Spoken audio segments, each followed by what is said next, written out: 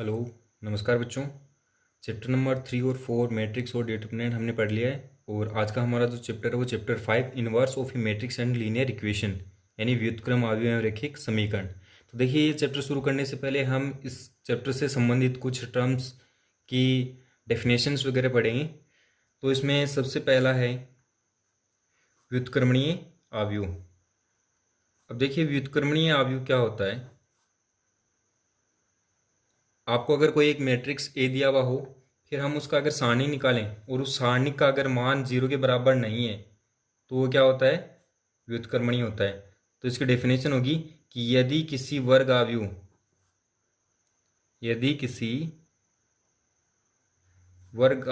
ए की सारणी को कैसे लिखते हैं, इस तरह से 0 के बराबर नहीं है हो तो ए व्युत्क्रमणीय आव्यूह कहलाता है। ठीक है। अब इसमें ये देखिए कौन सा है, वर्ग आव्यूह है। क्यों? क्योंकि जो डिटर्मिनेंट या सारणी का वो हमेशा वर्ग आव्यूह की निकलती है। एग्जाम्पल के तौर पर अगर आप देखो तो ये कोई एक मैट्रिक्स है 2 3 4 5, व्युत्क्रमणीय है। कैसी है? व्युत्क्रमणीय आव्यूह है।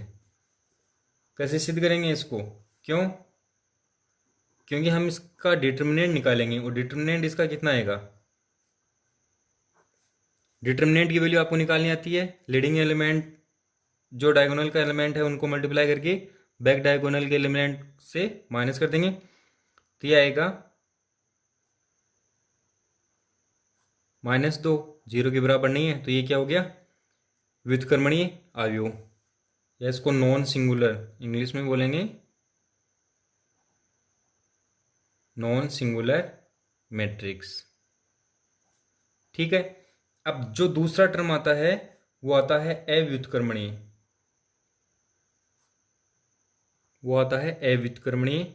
आव्यूह।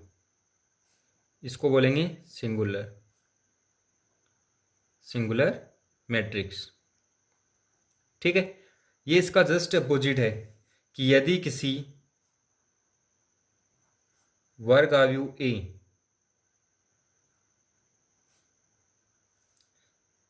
की सारणिक, वर्ग आव्यूह ए की सारणिक जो ए है किसके बराबर हो, 0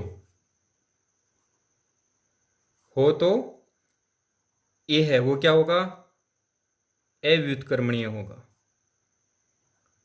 अव्युत्क्रमणीय आव्यूह कहलाता है। ठीक है। एग्जाम्पल देख लीजिए आप इसका।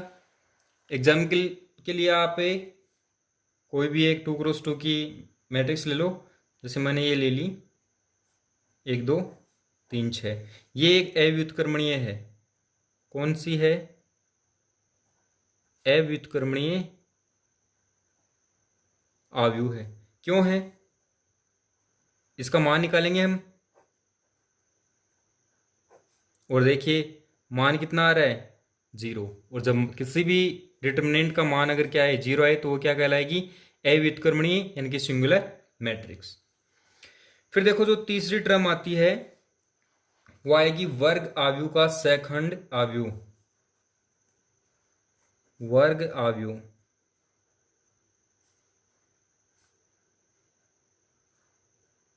का सखंडज आव्यूह आएगा। इंग्लिश में इसको बोलेंगे एडजॉइंट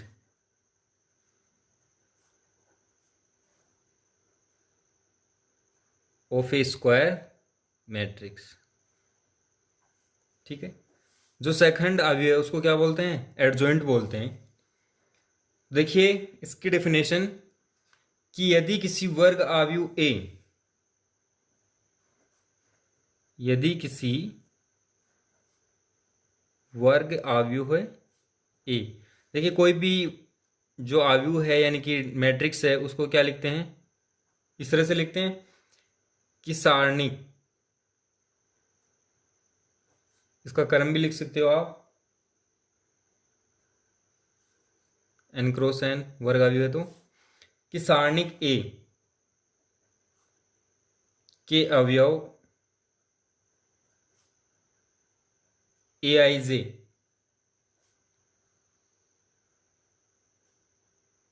का सेकंड एफ आई जे हो तो अवयव हो तो वर्ग अवयव एफ आई जे का परिवर्त अवयव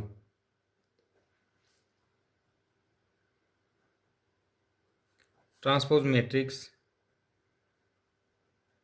जो है को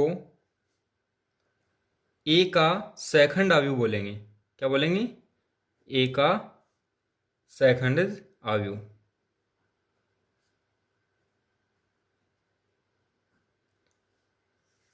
तथा इसको लिखते किससे हैं? तथा इसे एडजॉइंट ए से लिखते हैं, व्यक्त करते हैं। समझ गए होंगे कि एडजॉइंट मैट्रिक्स किसको बोलेंगे। देखिए आपने सेकंड यानी कि कोफैक्टर फाइंड करना सीखा है, तो कोई भी आपको जो मैट्रिक्स गिवन हो उसके एवरी एलिमेंट के लिए अगर आप उसका कोफैक्टर फाइंड करें, फिर वो जो कोफैक्टर से मैट्रिक्स बना है उसका अगर आप ट्रांसपोज ले लें तो उसके बाद जो भी आपको मैट्रिक्स मिलेगा उसको क्या बोलेंगे? एडजॉइंट बोलेंगे। जो आपके पास मेन मैट्रिक्स है उसका क्या कहलाएगा? वो एडजॉइंट। एग्जाम्पल के तौर पे आप देख लीजिए, जनरल एग्जाम्पल ले रहा हूं मैं एक, कि आपके पास यदि एक ए है, अब एक इस तरह से एक 3x3 का कोई मैट्रिक्स है ये मान लीजिए, तो इसके एलिमेंट क्या होंगे? A11 A12 A3 A21 A22 A23 A31 A32 A33 हो गया। अब आपको पता है कि इसका सारणी क्या होगा? इसका सारणी का आएगा ये लीजिए इसका सारणी A11 A12 A13 A21 22 23, तो ये इसका क्या आ गया? सारणी का आ गया। अब डेफिनेशन के अकॉर्डिंग क्या है?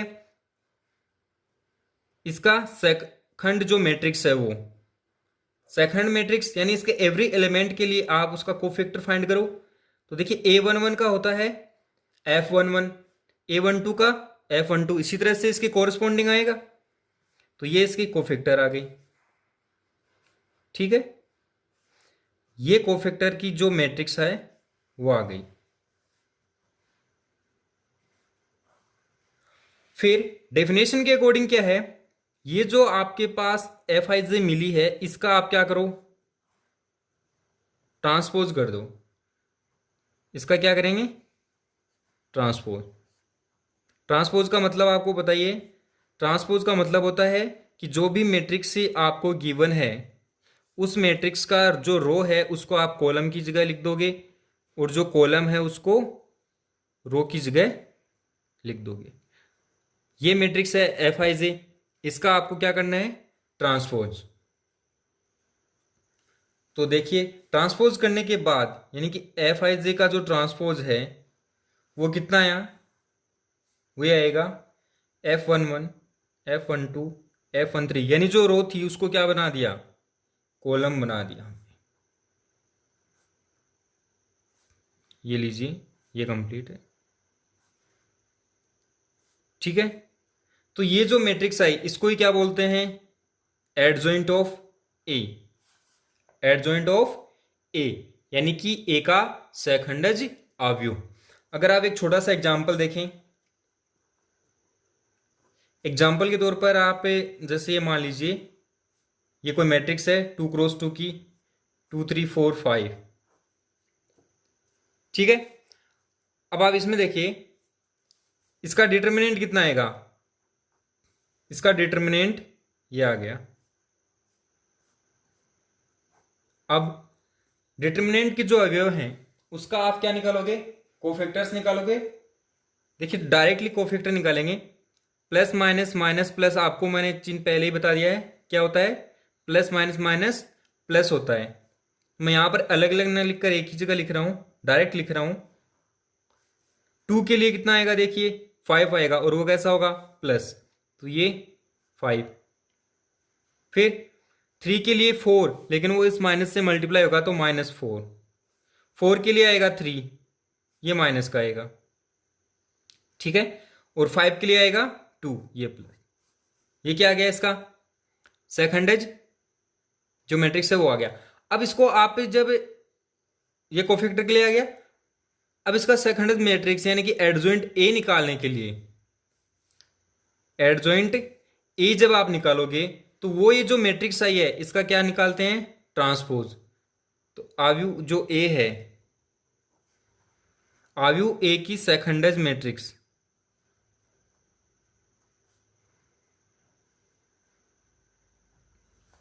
ये एडजॉइंट ए कैसे निकलेगी, ये जो बी आपने निकाली है, ये जो बी निकाला है उसका ट्रांसपोज, तो इसका जब ट्रांसपोज करेंगे तो ये आएगा 5 - 4 -3 2, ये मैट्रिक्स है।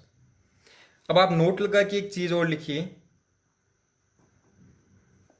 एकदम से एक शॉर्टकट है कि अगर आपको कोई 2x2 की मैट्रिक्स है और उसका आपको अगर सेकंडेज मैट्रिक्स यानी एडजॉइंट फाइंड करना हो तो वो बहुत ईजी है। कैसी मैट्रिक्स हो 2x2 की, तो लिखिए कि यदि 2x2 की आव्यूह ए का सेकंडेज आव्यूह, जो ए है ना, ए मैट्रिक्स है कि अग्रग विकर्ण, अग्रग जो विकर्ण है लीडिंग डायगोनल है के अवयवों का जो स्थान है ना, का स्थान परिवर्तन तथा जो पिछला विकर्ण है यानी कि जो बैक डायगोनल है, पिछले विकर्ण के अवयवों का चिन्ह बदलकर, यानी अगर प्लस है तो माइनस और माइनस है तो प्लस, चिन्ह बदलकर प्राप्त कर सकते हैं। यानी 2x2 का अगर आपको कोई मैट्रिक्स गिवन हो और उसका आपको एडजॉइंट फाइंड करना हो तो बहुत ईजी है। उसका जो लीडिंग डायगोनल है उसके एलिमेंट्स का जो प्लेस है वो चेंज कर दीजिए, और जो बैक डायगोनल है उसके जो एलिमेंट्स हैं उसका जो साइन है वो बदल दीजिए, यानी प्लस है तो माइनस कर देंगे और माइनस है तो प्लस कर देंगे। तो इससे क्या फाइंड हो जाएगा 2x2 की किसी भी मैट्रिक्स का एडजॉइंट आप इजीली फाइंड कर सकते हो। अब देखिए नेक्स्ट जो टर्म है आपकी वो है आव्यूह का व्युत्क्रम। आव्यूह यानी मैट्रिक्स, आव्यूह क्या व्युत्क्रम, इनवर्स ऑफ ए मैट्रिक्स। देखिए ये कैसे फाइंड करते हैं, अगर आपको कोई भी एक स्क्वायर मैट्रिक्स गिवन हो और उसी तरह की अगर कोई दूसरी स्क्वायर मैट्रिक्स हो और उनका मल्टीप्लाई अगर क्या हो एक यूनिट मैट्रिक्स हो, तो वो दोनों जो मैट्रिक्सेस हैं वो एक दूसरे की क्या कहलाएंगी इनवर्स कहलाएंगी। तो डेफिनेशन इसकी देखिए कि यदि ए क्या है, कि यदि ए किसी भी कर्म का वर्ग आव्यूह, अब किसी भी कर्म का वर्ग आव्यूह होने का मतलब वो 2x2 3x3 4x4 इस तरह से कोई भी उसका जो कर्म है वो ऑर्डर है वो हो सकता है, तथा उसी तरह की कोई दूसरी मैट्रिक्स है कि बी भी उसी कर्म का अन्य वर्ग आव्यूह। अब आप ये बात ध्यान में रखोगे हमेशा एक स्क्वायर मैट्रिक्स है वही आएगा इसमें, इसके अलावा नहीं आएगा। इस प्रकार हो, किस प्रकार हो कि उनका जो मल्टीप्लाई है, दोनों का मल्टीप्लाई है वो एक क्या है यूनिट मैट्रिक्स है आई आई। लिख लीजिए जहां आई क्या है इसी क्रम का एक इकाई अवयव है।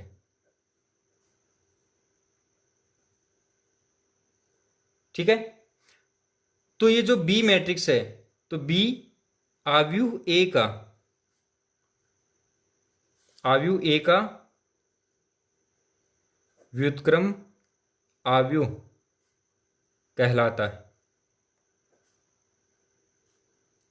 तथा इसको लिखते कैसे हैं, तथा इसे ए इनवर्स से व्यक्त करते हैं, ए इनवर्स से व्यक्त करते हैं। ठीक है, इसका मतलब B बराबर क्या है, ए इनवर्स है। इसको आप क्या लिख सकते हो कि A इंटू ए इनवर्स बराबर क्या है, आई, यानी ए इनवर्स इंटू ए। देखो ए बी बराबर आई है। ठीक है, अब बी किसके बराबर है, ए इनवर्स के, तो बी की जगह मैं क्या लिख सकता हूं, ए इनवर्स, तो ए इनवर्स बराबर क्या आ गया, आई आ गया। ओके, इसी तरह से ए बराबर भी बी इनवर्स लिखा जा सकता है, तो ए और बी दोनों क्या है, एक दूसरे के व्युत्क्रम कहलाएंगे। अब देखिए जो इनवर्स मैट्रिक्स है उसकी कुछ प्रॉपर्टीज हैं थ्योरम्स के रूप में, तो वो आप देख लीजिए। पहला जो है प्रमेय, ये एक तरह से जो आपका इनवर्स मैट्रिक्स है उसके ऊपर बेस्ड है। इसका जो स्टेटमेंट है वह है कि एक वर्ग आव्यूह का मतलब उसका ऑर्डर क्या होगा, 2x2 3x3 इस तरह से होगा। एक वर्ग आव्यूह ए के व्युत्क्रमणीय होने के लिए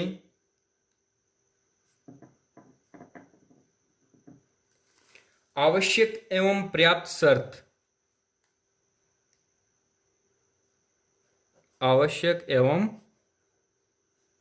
पर्याप्त जो शर्त है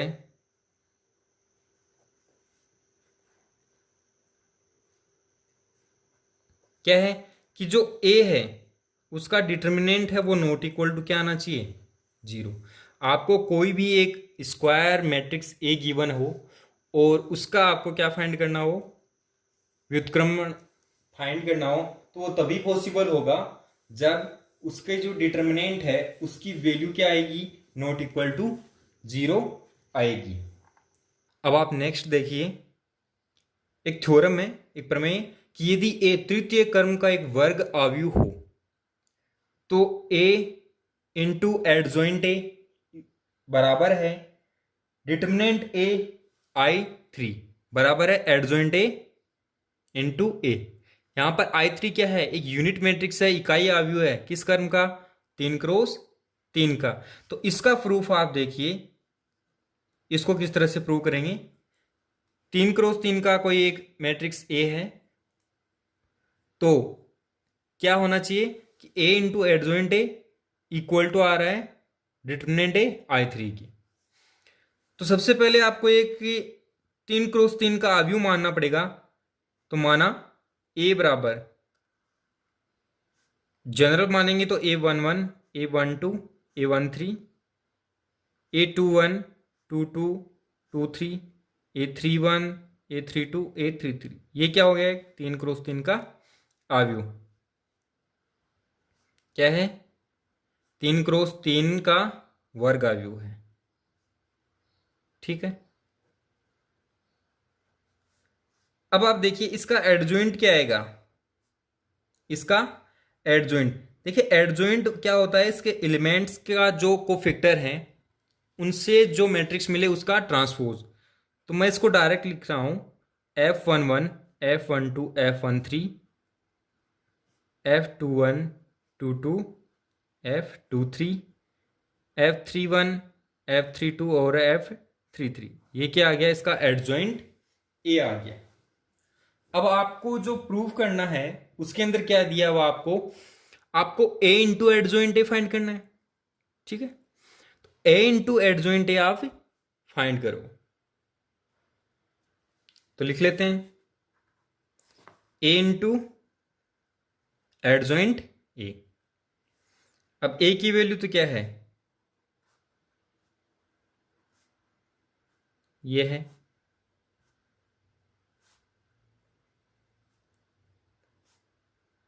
ठीक है। इसके साथ अब एडजॉइंट जो ए है उसकी वैल्यू लिख लेंगे।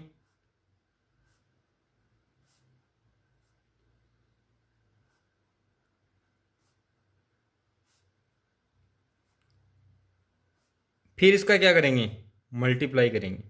फिर इसका क्या करेंगे, मल्टीप्लाई। तो देखिए आव्यूह का जो गुणन सिद्धांत है उससे इसका रो इंटू कॉलम करेंगे। तो आपने जो मैट्रिक्स पढ़ा है और फिर हमने कोफैक्टर फाइंड किए, तब हमने एक रिलेशन फाइंड किया था कि किसी भी मैट्रिक्स के एलिमेंट्स के संगत कोफैक्टर के साथ उसका मल्टीप्लाई का जो एडिशन है वो किसके इक्वल होता है, उस डिटर्मिनेंट की वैल्यू के इक्वल होता है। तो देखिए जब इसका हम मल्टीप्लाई करेंगे तो ये जो रो है वो इस कॉलम से मल्टीप्लाई होगा, A11 F11 plus A12 F12 plus A13 F13। इसकी वैल्यू किसके इक्वल होती है, उस मैट्रिक्स का जो डिटर्मिनेंट है उसके। तो यहां पर मैट्रिक्स क्या है, ए है, तो ए का डिटर्मिनेंट। अब देखिए पहली रो को दूसरी कॉलम से मल्टीप्लाई करेंगे तो देखिए A11 और ये F21 है, इसके संगत नहीं है, तो इस तरह से जो आएगा वो वैल्यू क्या आएगी, जीरो आएगी। तो ये क्या आ गया, जीरो। इसी तरह से इसको रो के लिए तो ये वैल्यूज हैं वो इस तरह से आ जाएंगी, ठीक है।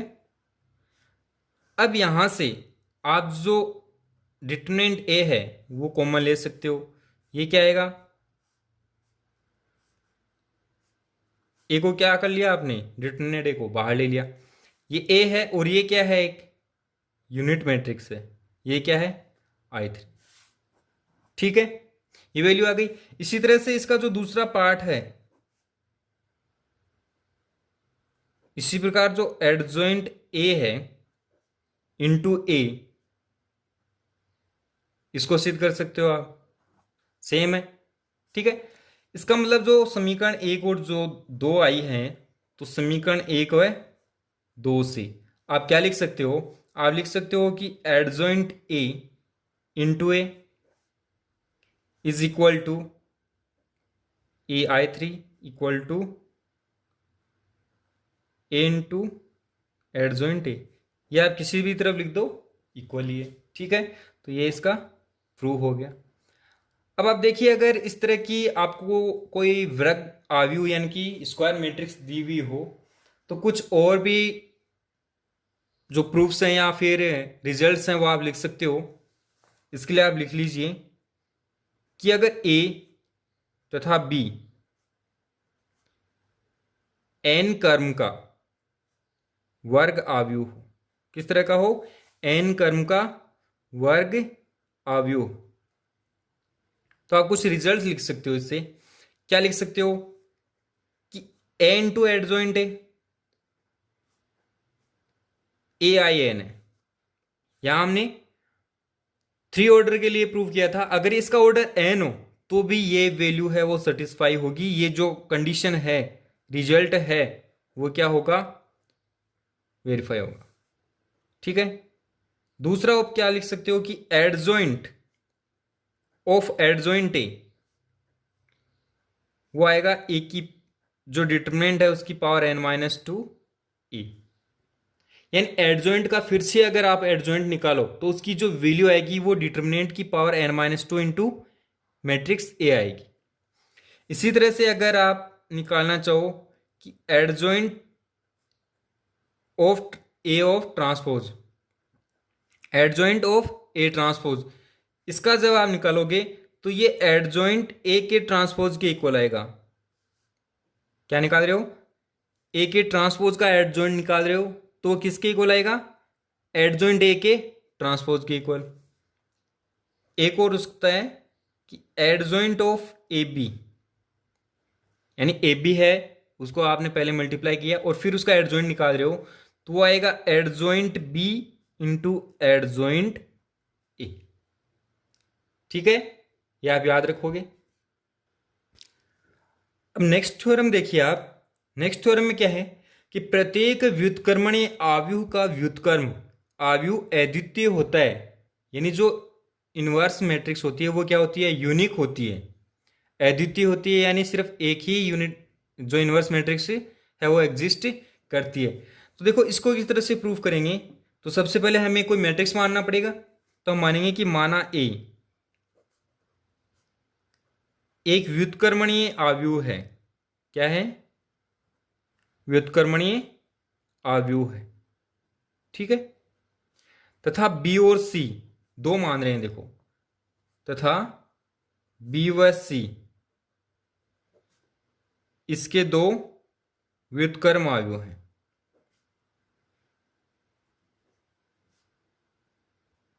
तब अगर ए है मैट्रिक्स है कोई और बी और सी उसके दो व्युत्क्रम आव्यूह हैं, तो देखिए जो डेफिनेशन हमने पढ़ी है उसके अकॉर्डिंग क्या होता है, उसके अकॉर्डिंग होता है ए बी बराबर बी ए बराबर यूनिट मैट्रिक्स।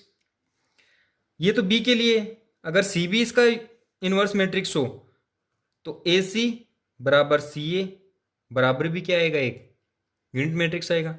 ये समीकरण 1 है और ये समीकरण 2। अब समीकरण 1 और 2 से आप क्या लिख सकते हो, समीकरण 1 व 2 से ए बी बराबर देखो आइए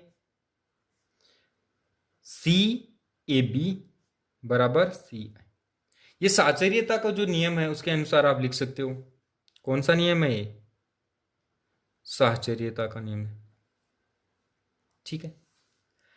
अब यहां से आप देखिए साहचर्यता के नियम से हम क्या लिख लेंगे कि सी ए इंटू बी इक्वल टू क्या है, सी आई। अब सी ए है वो किसके इक्वल आ रहा है, यहां से समीकरण 2 से सी ए किसके इक्वल है, आई के, तो आई बी बराबर सी आई।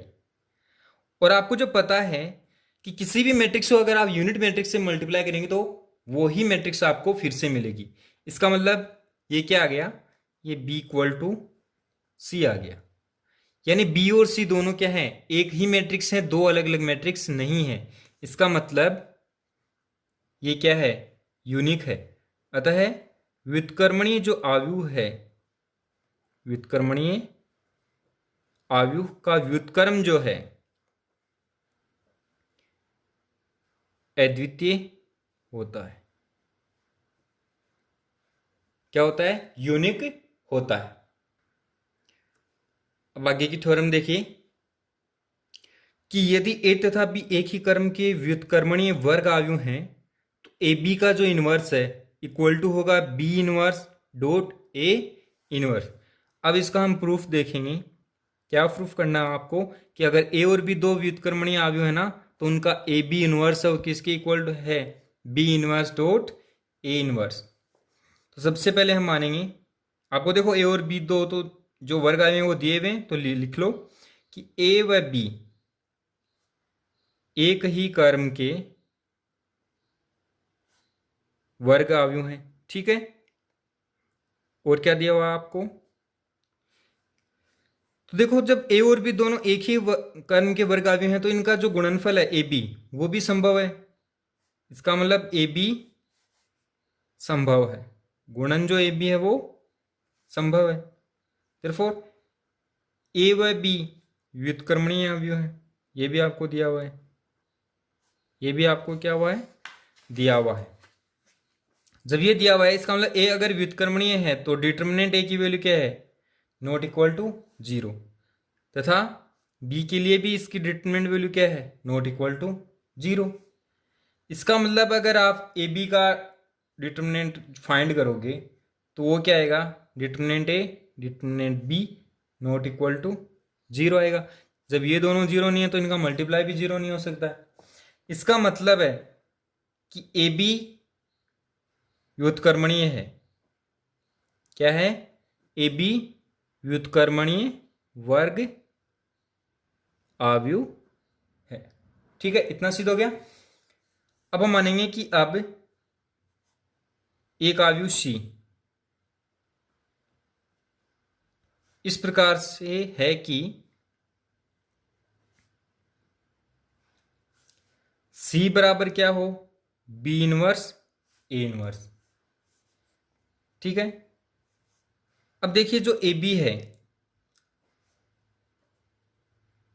उससे आप दोनों तरफ इसको मल्टीप्लाई करोगे। जो बी इनवर्स ए इनवर्स, सी बराबर बी इनवर्स ए इनवर्स आपने लिया है, उसके दोनों तरफ आप ए बी से मल्टीप्लाई करोगे। अब आप यहां देखिए, यहां जो साचर्यता के नियम है वो हम लगाएंगे। तो ए, ये बी इनवर्स, ये ए इनवर्स, ये साचर्यता से हमने लिख दिया। अब आपने पढ़ा है कि A into A inverse equal to I होता है, तो यहां पर बी इंटू बी इनवर्स भी क्या होगा, आई होगा।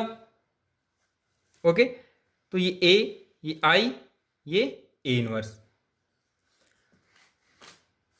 यहां पर आपने क्या लिखा है, बी इनवर्स बराबर आई लिखा है। अब आपको पता है कि आई से किसी भी मैट्रिक्स को अगर आप मल्टीप्लाई करोगे तो वापस वही मैट्रिक्स आपको मिलेगी। तो इसको अगर मल्टीप्लाई किया ए इनवर्स से, तो ए इनवर्स मिल गया। अब ए इनवर्स भी क्या होता है, एक यूनिट मैट्रिक्स होता है। इसी प्रकार आप दूसरा वाला जो पार्ट है इसका वो भी सिद्ध कर सकते हो कि सी ए बी बराबर बी इनवर्स ए बी। यहां पर भी जो बी है इनवर्स है वो बाहर ले लो, ए इनवर्स ए बी। अब ए इनवर्स इंटू ए क्या आएगा, आई आएगा, बी। इन दोनों का मल्टीप्लाई करेंगे, बी इनवर्स बी, और बी इनवर्स बी क्या है, आई है। ठीक है, ये आ गया।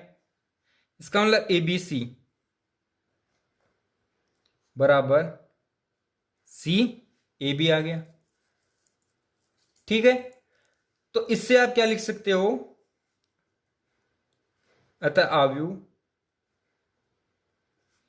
ए बी का एकमात्र जो व्युत्क्रम में आव्यूह है, व्युत्क्रम आव्यूह सी है। कौन सा है, सी। और सी क्या है, सी आपने बी इनवर्स ए इनवर्स लिया है, ये ए बी है, इसका इनवर्स क्या आ गया, बी इनवर्स ए इनवर्स। देखिए इसको आप जनरल फॉर्म के रूप में भी लिख सकते हो। जनरल में ये क्या होगा कि अगर आपके पास बहुत सारी मैट्रिक्स हैं, जैसे A B C X Y Z, इस तरह से बहुत सारी मैट्रिक्स हो, तो उसका जो इनवर्स आएगा वो किसके इक्वल आएगा, Z inverse, Y inverse, X inverse, इस तरह से C inverse, B inverse, A inverse, इस तरह से आप लिख सकते हो। ये क्या है, इसका जनरल फॉर्म में आ गया। ठीक, नेक्स्ट थ्योरम देखिए कि यदि ए एक व्युत्क्रमणीय आव्यूह है तो आव्यूह ए ट्रांसपोज भी व्युत्क्रमणीय होगा, तथा इसके साथ ही कि ए के ट्रांसपोज का इनवर्स है वो बराबर है ए के इनवर्स के ट्रांसपोज के। तो इसको हम सिद्ध करेंगे। प्रूफ देखिए इसका कि ए जो है क्या है, एक व्युत्क्रमणीय आव्यूह है, तो इसका जो डिटर्मिनेंट है वो इसके ट्रांसपोज के डिटर्मिनेंट के इक्वल होगा। क्यों होगा, क्योंकि ए का जो डिटर्मिनेंट है वो नॉट इक्वल टू क्या आ रहा है, 0। इसका मतलब ए का जो ट्रांसपोज है उसका डिटर्मिनेंट भी क्या है, नॉट इक्वल टू 0 है। ये क्यों आ रहा है कि ए क्या है, सिंगुलर नॉन सिंगुलर मैट्रिक्स है, व्युत्क्रमणीय है। क्या है, व्युत्क्रमणीय। अब हम देखेंगे कि अतः आव्यूह ए ट्रांसपोज, आव्यूह ए ट्रांसपोज भी क्या है, व्युत्क्रमणीय है। ये भी क्या हो गई, व्युत्क्रमणीय हो गई। क्यों, क्योंकि ए के ट्रांसपोज के डिटरमिनेंट की वैल्यू क्या है, नॉट इक्वल टू 0। अब देखिए कि ए व्युत्क्रमणीय है, ए क्या है, व्युत्क्रमणीय है। इसका मतलब जो ए इनवर्स है का अस्तित्व होगा, किस तरह से होगा, ए इनवर्स है वो भी एग्जिस्ट करेगा कि ए इनवर्स बराबर आई, या ए इनवर्स ए। यहां से देखिए यहाँ आप जो ए इनवर्स है इसका ट्रांसपोज लीजिए, ये इक्वल टू होगा, यानी इस पूरी जो इक्वेशन है इसका ट्रांसपोज ले रहे हैं, ए इनवर्स ए का ट्रांसपोज। ठीक है, अब आपको पता है कि ए बी का ट्रांसपोज है वो किसके इक्वल होता है, बी का ट्रांसपोज इंटू ए का ट्रांसपोज। ठीक, तो इसको उस तरह से लिख देंगे कि ए इनवर्स का ट्रांसपोज फिर ए का ट्रांसपोज, और देखिए ये तो वापस ये आ जाएगा, ये ए का ट्रांसपोज इंटू ए इनवर्स का ट्रांसपोज। क्यों लिखा है, क्योंकि ए बी का ट्रांसपोज क्या होता है, B transpose into A transpose होता है। इसका मतलब देखिए आप कि ए टी का एकमात्र जो व्युत्क्रम है, व्युत्क्रम ए इनवर्स टी आ गया, यहां से क्या आ गया, ए इनवर्स। देखिए इन दोनों का मल्टीप्लाई क्या आ रहा है, ए, इन दोनों का भी क्या आ रहा है, आई आ रहा है। ठीक आ रहा है, ये आई आ रहा है, और कोई दो मैट्रिक्स है उनका मल्टीप्लाई आई आ रहा है, इसका मतलब वो दोनों एक दूसरे क्या है, व्युत्क्रम में इनवर्स है। तो यहां से इसका इनवर्स क्या है, ये है, या इसका इनवर्स ये है। इसका मतलब ए इनवर्स जो ए टी का एकमात्र व्युत्क्रम आएगा वो क्या आएगा, ए इनवर्स टी आ गया। इसका मतलब ए टी का inverse is equal to A inverse, ये क्या हो गया, प्रूफ हो गया। ओके, वीडियो पसंद आया हो तो कमेंट करके बताएं। Thank you for watching.